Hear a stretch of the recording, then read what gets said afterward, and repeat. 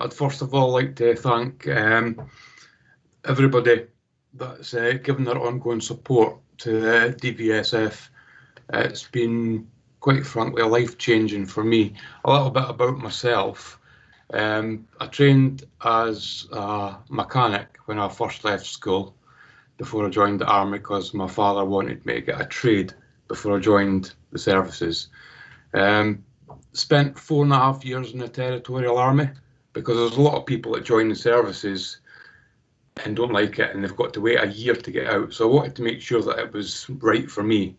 Absolutely loved it. So the recruitment colour sergeant was a parachute regiment. So strangely enough, I was qualified to go into the parachute regiment. So all my friends didn't think I'd qualify because I was a bit of a rogue, as they say.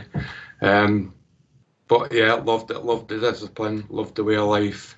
It's like joining a great big family. Went over to Sierra Leone, got injured quite badly with multiple shrapnel wounds. Once I'd left the army, medication, depression, drinking a lot, I was in quite a volatile position when I stayed down in England. Packed a bag, left, came up the road to Scotland, got a factory job, just mundane work, going from day to day. My stepdad had heard about the Disabled Veteran Scholarship Fund.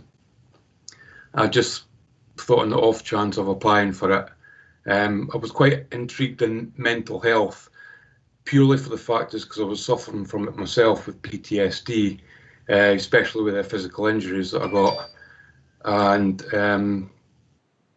I got accepted onto the programme, which was huge, absolutely huge for me. I didn't know what direction I wanted to go. If I didn't get onto the programme, I'd still have been working my way into the grounds in a factory.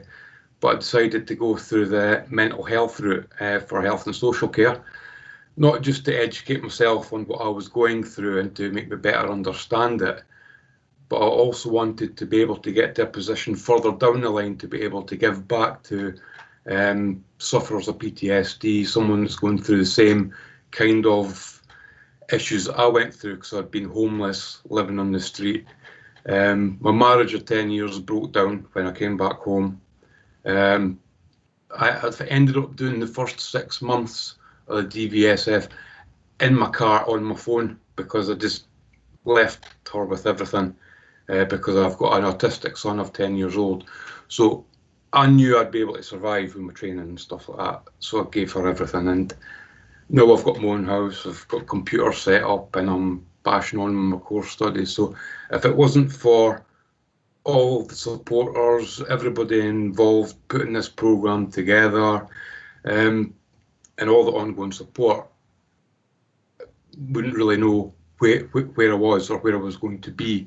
So massive thank you. It's a huge turnaround for me. You actually get to belong, like you're part of a group again, a great big wider network.